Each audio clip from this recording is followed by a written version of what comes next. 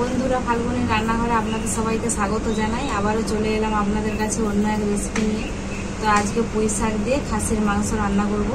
কিভাবে করব প্রথম থেকে শেষ অবধি পুরো ভিডিওটা দেখতে থাকুন আর আমার সাথে থাকুন। তো উনুনটা তো আমি ধরিয়েই দিয়েছি, কড়াইটা বসিয়ে দিচ্ছি।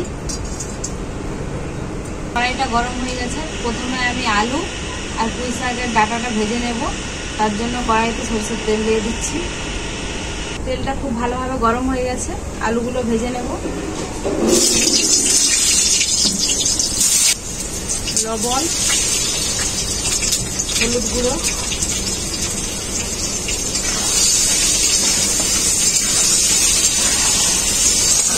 আলুগুলোকে আমি লাল লাল করে ভেজে নেব। আলুগুলো আমার লাল লাল করে ভাজা হয়ে গেছে, তুলে নেব।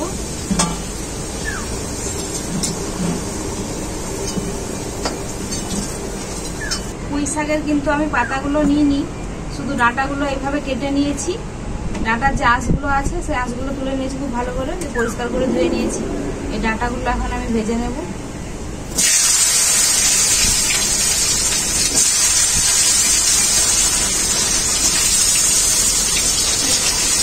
লবণ, হলুদ গুঁড়ো,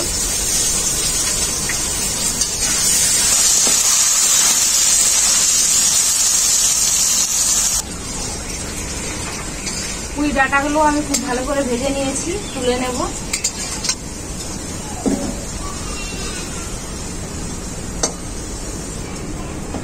ওই তেলেই আমি আর একটু সরষের তেল দিয়ে দেব। তেল খুব ভালোভাবে গরম হয়ে গেছে, এখন আমি দিয়ে দেব কেটে রাখা পেঁয়াজ। পেঁয়াজের মধ্যে আমি দিয়ে দেবো লবণ। পেঁয়াজটা তাড়াতাড়ি গলে যাওয়ার জন্য লবণটা আমি আগে থেকে দিয়ে দিলাম।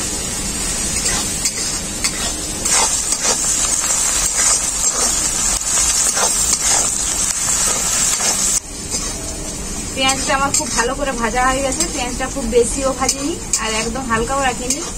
তো পেঁয়াজটা আমার খুব ভালো করে ভাজা হয়ে গেছে। এখন আমি দিয়ে দেবো আদা রসুন বাটা।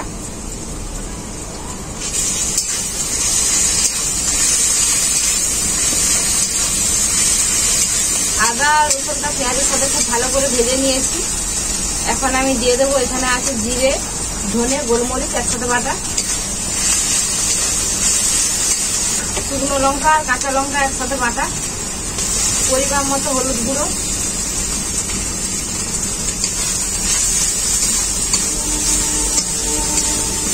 মশলাটাকে ভালো করে কষানোর জন্য অল্প একটু জল দেব।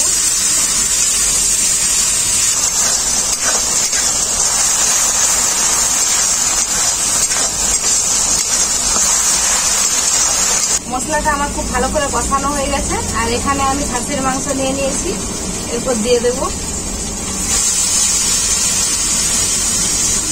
খাসির মাংসটা কিন্তু আমি আগে থেকে খুব পরিষ্কার করে ধুয়ে রেখেছিলাম।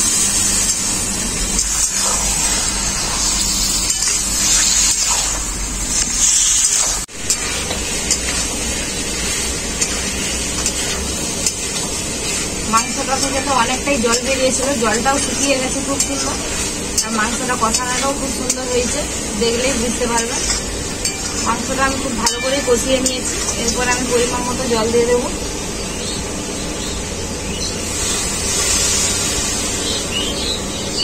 ঝোলটা ফুটার পরে আলু আর পুঁই ডাঁটা ভাজাটা দিয়ে দেব।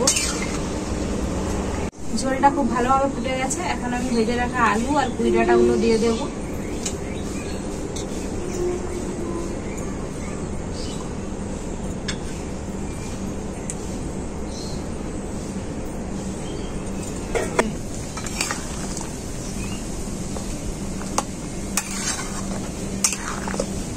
এরপর আমি ঢাকা দিয়ে মাংসটাকে 30 মিনিটের মতো সেদ্ধ করে নেব। মাংসটাকে আমি অনেকক্ষণ ধরেই কষিয়েছিলাম, তাই বেশিক্ষণ লাগবে না। 30 মিনিটের মতো হলেই মাংসটা সেদ্ধ হয়ে যাবে খুব ভালো করে। 30 মিনিটের মতো আমার হয়ে গেছে। আমি এখন ঢাকাটা খুলে দেখে নেব।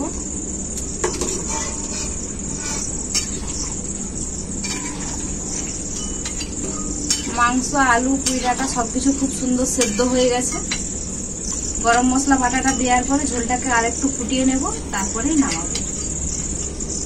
আজকে কালারের জন্য কোনো কাশ্মীরি লঙ্কা দেইনি, একদম অল্প তেল মশলায় রান্নাটা করেছি। আপনারা দেখলেনই তো। গরম মশলা বাটাটা দেওয়ার পর ঝোলটাকে আমি খুব ভালো করে ফুটিয়ে নিয়েছি। পুঁই ডাঁটা দিয়ে খাসির মাংসের ঝোলের রেসিপিটা আমার পুরোপুরিভাবে রেডি। নামিয়ে নেব।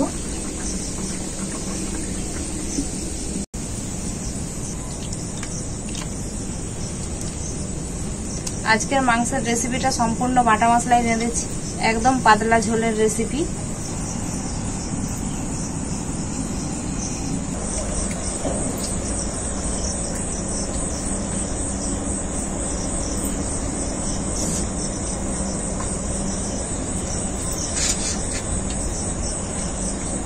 কেমন হয়েছে খাসির মাংস রান্নাটা?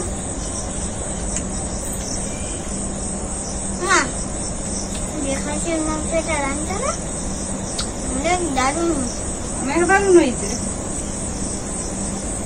মাংসটা কিরকম সিদ্ধ হয়েছে? ভালো সিদ্ধ। দেখি আমি একটা দেখি। দেখুন বন্ধুরা, মাংসটা কত সুন্দর সিদ্ধ হয়েছে, হাত দিয়েই ছিঁড়ে যাচ্ছে, একদম মোমের মতো গলে গেছে মাংসটা, এত সুন্দর সিদ্ধ হয়েছে।